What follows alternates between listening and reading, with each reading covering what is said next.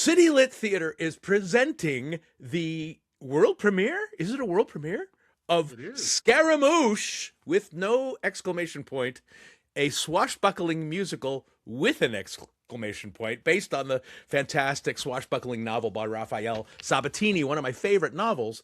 And I apologize in advance because I'm going to start with my only criticism, which is when I saw the performance of Scaramouche, not a single character did the fandango. What the hell? I'm sorry, I failed as a director. We tried to tease the show by asking people in our emails, "Will you do the fandango?" So maybe it's up to you as the audience member to do the fandango. BYOF at Y- performances. yes. Got it. Um, Talk to me about how. I mean, it was fabulous, and a what I think I understand to be a kind of pretty large production for you. The fantastic little orchestra, fantastic singers, and a fantastic scene design, all crammed into the very tiny upstairs second story City Lit space. Can you talk about how this piece came to City Lit? Yeah, sure. This is a piece that one of our artistic associates, Kingsley Day, had been tinkering around with for a number of years. It's been about 7 years total in development. Kingsley has spent some time working on music for another project that ultimately didn't go anywhere, and he was trying to figure out. Sort of what to do with it. And he was talking to our mutual friend, James Glossman, who we met throughout the years. James went to Northwestern, as Beth and I also did, and was friends with my predecessor, Terry McCabe. And through all of those connections, eventually Kingsley and I got to know James. And James said, "Well, why don't you describe kind of what your songs are about, Kingsley? What are your story?" And he's talking about commedia and swashbuckling adventures and things. And James said, "Well, you've just described the novel Scaramouche." And so they agreed to start working on a book together. And Kingsley wrote some additional music. It's quite a bit of music. And the book came together late, probably just in the last couple of years. And we did a workshop last year. And I think Beth can tell you a little bit more about that process and about working with Kingsley on the back end here. Yeah, Yeah. go ahead. So I joined this project when Brian very generously sent me a text message about a year and a half ago that said, "How does a romance adventure musical sound to you?" And I said, "It sounds very good to me." Sounds fun. Um, and so from there, we were sort of off to the races. They wanted to do this developmental reading. So I read the novel, I read Kingsley's script. We prepared for just a single day where we did a couple hours of rehearsal with the actors in the morning. So everyone knew which music stand they were getting up to stand by. And then in the afternoon, we did a read through of it with an invited audience of 5 to 10 people, just a small group to give a little feedback. And it was clear from that reading that there was a show here and a good show. It was also clear, not surprisingly, for a musical in development, it was too long. And so at that point, Kingsley and Jim went back and did some editing over the course of the year while Brian agreed to produce it as part of this season.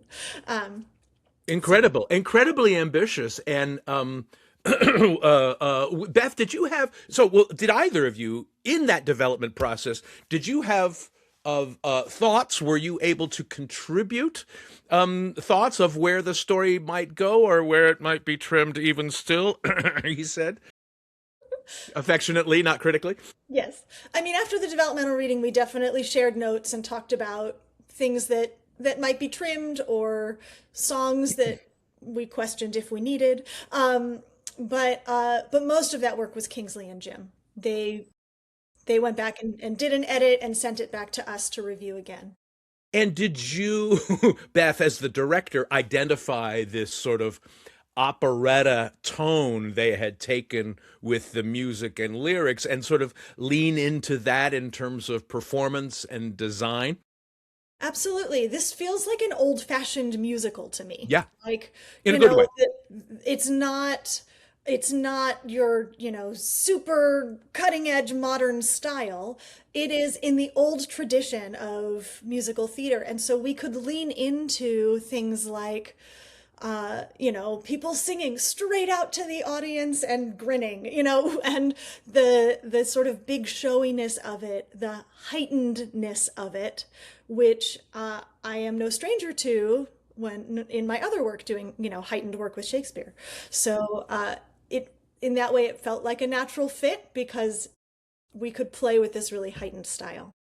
And it's a largely non-equity cast. They're all excuse me, they're all extraordinary, and they sound amazing. But the lyrics, like the lyrics are terrific, and like Shakespeare, demand a certain clarity. Um, and that's meant as praise. I'm not even sure I have a question there. I'm just an observation. Um, I think it helps Austin that because Beth works so much in Shakespeare, and we also share a casting director. So City Lit might be doing a modern classic like August Wilson, or something that also really involves a lot of language and poetry. And of course, Beth working with Shakespeare, that we were sort of lucky that maybe within our circles here that we had some people that could play those parts, but also had that kind of vocal dexterity that you're speaking about. Because I do think it is a kind of particular skill for artists, and not every modern artist might have that sort of in their toolbox. And can you talk about but Brian, the decision to embark on something so ambitious, and how does that balance? How do you find room for that in the season, both artistically and I guess financially? It's a great question, and it's something I weighed a lot, because um, I decided I wanted to be ambitious with this season. It's our 45th anniversary. Hmm. It's something where we normally would do 4 shows in a year, and we decided to do 5 shows this year as well.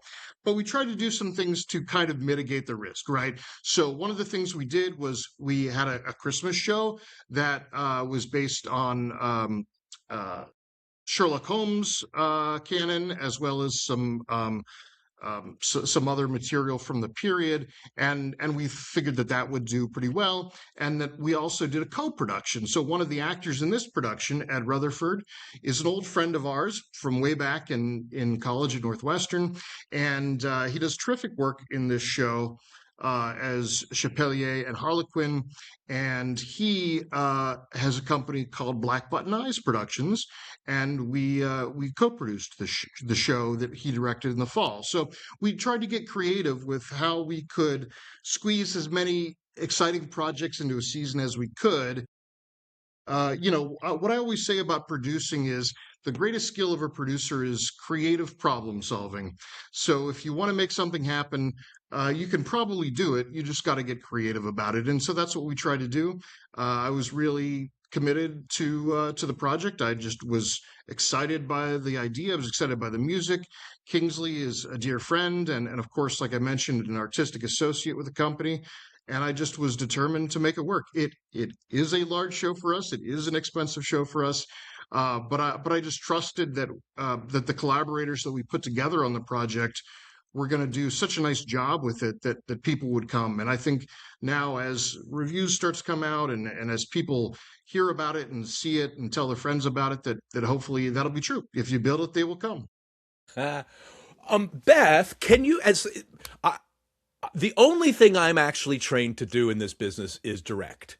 My MFA is in directing from Boston University, and I discovered early on that I was not good directing new scripts by living playwrights, because I wanted to just get in there and go, yeah, yeah, we can fix, change, adjust, blah. And playwrights quite rightly said, off, and I will get a different director. And they were right to do that. How do you, Beth, navigate a brand new script with the writers who go, well, wait, I want it my way, as opposed to William Shakespeare, who's been happily, safely dead for 400 years? Yeah, Shakespeare I can do whatever I want with, and he's not going to say anything to me. Right, right. Um, I have to say, this process was really great Kingsley was very conscious of wanting to be present in the process, but not wanting to be overbearing in the process.